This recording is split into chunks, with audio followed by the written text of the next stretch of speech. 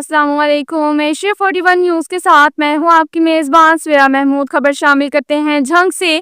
ہماری bureau chief Rana محمد شاہد کے مطابق جھنگ کے نواحی گاؤں چک نمبر 480 میں موبائل نیٹ ورک کی سہولت ناپید، عوام شدید مشکلات کا شکار۔ جھنگ کے نواحی علاقہ چک نمبر 480 کے مکینوں کو جدید دور میں بھی موبائل نیٹ ورک کی سہولت میسر نہیں۔ کسی بھی موبائل کمپنی کا سگنل نہ ہونے کے باعث اہل علاقہ شدید پریشانی میں مبتلا ہے۔ مقامی افراد کے مطابق گاؤں میں نہ تو کال کی سہولت دستیاب ہے اور نہ ہی انٹرنیٹ کا استعمال ممکن ہے، جس کی وجہ سے طلباء، کاروباری حضرات اور مریضوں کو سخت مشکلات کا سامنا ہے۔ ایمرجنسی کی صورت میں بروقت رابطہ ممکن نہ ہونے کے باعث کئی بار سنگین مسائل جنم لے چکے ہیں۔ اہل علاقہ نے اعلیٰ حکام، پاکستان ٹیلی کمیونیکیشنز اتھارٹی (PTA) اور موبائل کمپنیوں سے پرزور مطالبہ کیا ہے کہ فوری طور پر علاقے میں کسی بھی نیٹ ورک کا موبائل ٹاور نصب کیا جائے تاکہ بنیادی مواصلاتی سہولیات عوام کو میسر آ سکیں۔ اس کے ساتھ ہی ایک اور خبر شامل کرتے ہیں جھنگ سے۔ ہمارے بیورو چیف رانا محمد شاہد کے مطابق حصول آزادی سے تحفظ آزادی تک جشن آزادی اور مارکہ حق وزیر اعلیٰ پنجاب ملیح نواز شریف کی ہدایت پر 1 اگست سے 14 اگست تک جشن آزادی اور مارکہ حق شایانِ شان طریقے سے منایا جائے گا۔ اس حوالے سے ڈپٹی کمشنر علی اکبر بھنڈر نے ضلعی محکموں کے سربراہان، نجوان تاجران، پرائیویٹ اسکولز ایسوسی ایشن اور سول سوسائٹی سے میٹنگ کی۔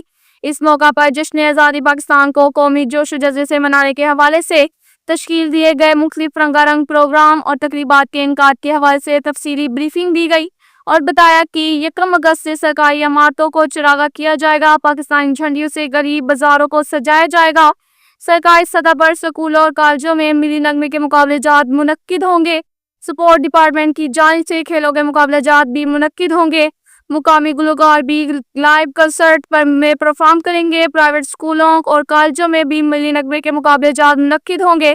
نجوان تاجران اور سول سوسائٹی کی جانب سے جشن آزادی اور مارکہ حق کو بھی بھرپور انداز میں منانے کا عزم کیا۔ اس کے ساتھ ہی ایک اور خبر شامل کرتے ہیں جھنگ سے۔ ہمارے بیورو چیف رانا محمد شاہد کے مطابق ڈپٹی کمشنر علی اکبر بھنڈر کی زیر صدارت ویسٹ مینجمنٹ کی کارکردگی بارے اجلاس منعقد ہوا، جس میں ضلع میں صفائی کی مجموعی صورتحال کا تفصیلی جائزہ لیا۔ اس موقع پر CEO ویسٹ مینجمنٹ کمنی رؤف احمد سمیت کمپنیز کے دیگر آفیسران کی بھی شرکت تھی۔ ڈپٹی کمشنر نے ویسٹ مینجمنٹ کمپنیز کو کارکردگی مزید بہتر بنانے جبکہ اسسٹنٹ کمشنر کو بھی ایز خود فیلڈ میں براہ راست کام کا معائنے کی ہدایت جاری کی۔ فیلڈ میں اسٹاف کی حاضری اور کارکردگی کی سخت مانیٹرنگ کے احکامات جاری کرتے ہوئے کہا کہ غفلت اور کام چوری پر سخت ایکشن لیا جائے گا۔ ڈپٹی کمشنر نے کہا کہ کوڑا کرکٹ کی بروقت تلفی اور گلی محلوں میں واضح صفائی نظر آنی چاہیے۔ اس ضمن میں وہ روزانہ کی بنیاد پر صفائی کے حوالے سے عوامی شکایات اور صفائی کا از خود بھی معائنہ کریں گے۔ جدید مشینری کا استعمال، مؤثر نگرانی اور شکایات کے فوری ازالے کو یقینی بنایا جائے گا۔ عوامی مفاد سے جڑا ستھرا پنجاب پروگرام میں بہتری کے لیے آفیسران سنجیدگی سے فرائض سر انجام دیں۔ CEO فیصل آباد ویسٹ مینجمنٹ کمپنی کی جانب سے کنٹریکٹر کو تنبیہ کی گئی کہ دیہی علاقوں میں ڈور ٹو ڈور کلیکشن کو مزید بہتر بنایا جائے، نالیوں کی ڈی سلٹنگ باقاعدگی کے ساتھ کی جائے، یونین کونسلر میں عملہ صفائی کی موجودگی کو ہر صورت یقینی بنایا جائے، جبکہ اسٹاف کی فیلڈ میں موجود رہے۔ گرین بیلٹس میں صفائی کا خصوصی خیال رکھا جائے۔ تمام تحصیلوں کے کنٹریکٹر اپنی کارکردگی کو بہتر بنائیں۔ اس اجلاس میں مشینری کی تفصیلات پر بھی تبادلہ خیال کیا گیا، جس میں 7 دنوں میں وسائل کو بہتر بنانے اور مؤثر کام کرنے کی ضرورت پر زور دیا گیا۔ انہوں نے متعلقہ تحصیلوں میں وسائل کی موجودہ صورتحال کے بارے میں اسسٹنٹ کمشنر رپورٹ کرنے اور ڈمپنگ سائٹ کے لیے زمین کی حد بندی کے لیے متعلقہ تحصیل کے اسسٹنٹ کمشنر سے فوری طور پر رابطے کرنے کی ہدایت جاری کی۔ کنٹریکٹرز کو فوری ڈمپنگ سائٹ پر کام کرنے کی بھی احکامات جاری کیے گئے۔